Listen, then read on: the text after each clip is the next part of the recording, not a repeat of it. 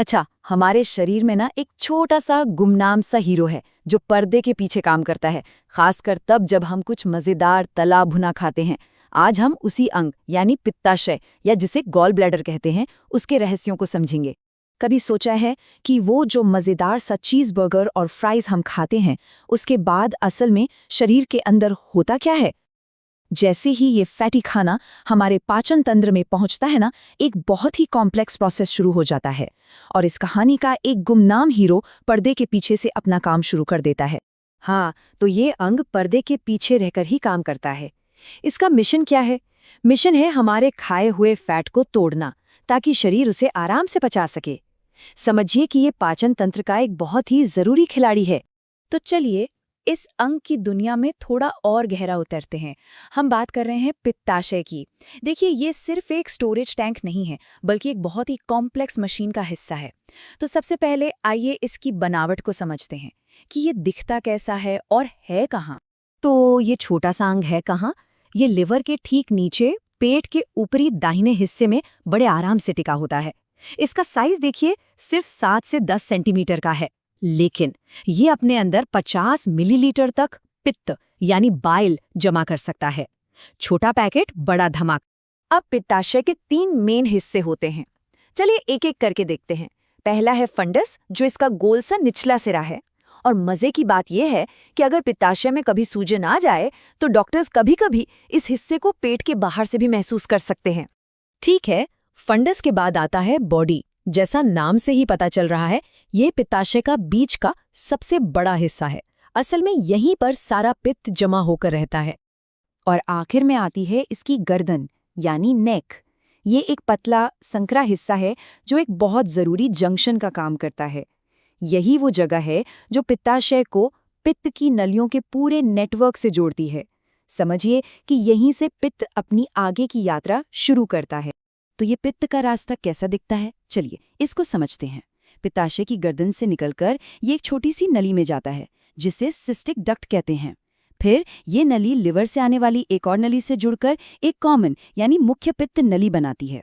और बस इसी मेन पाइपलाइन से होकर पित्त सीधा हमारी छोटी आंत में पहुंच जाता है ना, एकदम व्यवस्थित सिस्टम। अच्छा, अब एक मजेदार बात, इसकी बनावट में एक बहुत ही यूनिक चीज है। हमारे पाचन तंत्र के ज्यादातर अंगों की दीवार में एक परत होती है जिसे सब म्यूकोसा कहते हैं, लेकिन पित्ताशय में ये परत होती ही नहीं है। ये छोटी सी बात इसे बनावट के हिसाब से काफी अलग और अनोखा बनाती है। तो ठीक है, हमने इसकी बनावट तो देख ली। अब सवाल ये है कि ये मशीन आखिर काम कैसे करती है। देखिए, पित्ताशय सिर्फ पित्त को जमा नहीं करता, बल्कि उसे बिल्कुल सही समय पर सही जगह पहुंचाने का काम भी करता है। तो चलिए इस प्रक्रिया को भी देखते हैं। तो इसका सबसे जरूरी काम क्या है? पित्त को कॉन्सेंट्रेट करना, मतलब उसे गाढ़ा बनाना। लिवर से जो पित्त आता है, पित्ताशय, उसमें से पानी और इलेक्ट्रोलाइट्स को सोख लेता है। और पता है क्या होता है? ये उसे 5 से 10 गुना ज्यादा शक्तिशाली बना देता है। ये बिल्कुल वैसा ही है जैसे फैट को पचाने के लिए एक सुपर कॉन्सेंट्रेटेड घोल तैयार करना। तो ये पूरी प्रक्रिया चालू कैसे होती है? इसका एक ऑन स्विच है। जैसे ही हम कोई फैटी खाना खाते हैं और वो हमारी छोटी आंत में पहुंचता है, तो सीसीके नाम का एक हार्मोन रिलीज होता है। ये हार्मोन एक सिग्नल की तरह काम करता है। ये पित्ताशय को कहता है सिकुड़ जाओ, और साथ ही आगे के रास्ते पर लगे एक वॉल्व को सिग्नल देता है कि खुर जाओ।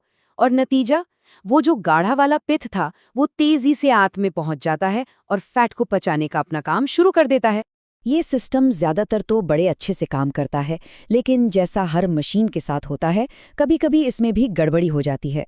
और जब ऐसा होता है तो दिक्कतें खड़ी हो सकती हैं।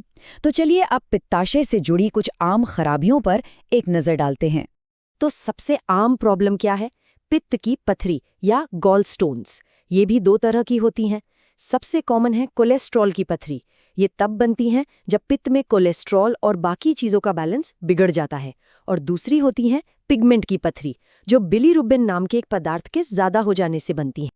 अब सोचिए, जब ये पथरी पित्ताशय की नली में जाकर अटक जाती है तो क्या होता है? सूजन हो जाती है, जिसे डॉक्टर्स कोलेसिस्टाइटिस कहते हैं। इसके वार्निंग साइन क्या है? पेट के ऊपरी दाहिने हिस्से में बहुत तेज दर्द, बुखार और उल्टी होना। और हाँ, एक मर्फी साइन भी है, जो एक क्लासिक संकेत है जिसे डॉक्टर जांच के दौरान देखते हैं। मामला और भी गंभीर हो सकता है।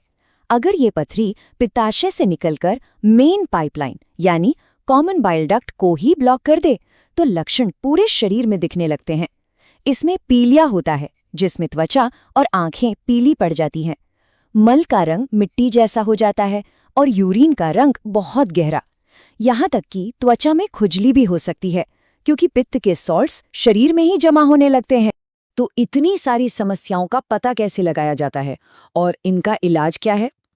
अच्छी खबर ये है कि मेडिकल साइंस के पास इसके लिए बहुत ही असरदार तरीके मौजूद हैं। तो इलाज कैसे होता है? ये पूरी तरह से इस बात पर निर्भर करता है कि लक्षण हैं या नहीं। मान लीजिए किसी को पथरी है, लेकिन कोई तकलीफ नहीं हो रही, तो डॉक्टर आमतौर पर सिर्फ इंतजार करने और नजर रखने की सलाह देते हैं। लेकिन अगर वही पथरी दर्द या सूजन की वजह बन रही है, तो स्टैंडर्ड इलाज है सर्जरी, यानी पित्ताशय को ही हटा देना, जिसे कोलेसिस्टेक्टमी कहते हैं। तो अब एक बड़ा सवाल उठता है कि पित्ताशय को हटाने के बाद होता क्या है? क्या पाचन रुक जाता है? नहीं। हैरानी की बात है कि हमारा शरीर खुद को इस बदलाव के लिए ढाल लेता है। पित्त अब एक जगह जमा होने के बजाय सीधे लिवर से छोटी आंत में लगातार बहता रहता है। फैट का पाचन फिर भी होता रहता है। ये दिखाता है कि हमारा शरीर कितना अद्भुत और अडेप्टेबल है और कैसे ये इस छोटे से अंग के बिना भी अपना काम चलाना सीख लेता है।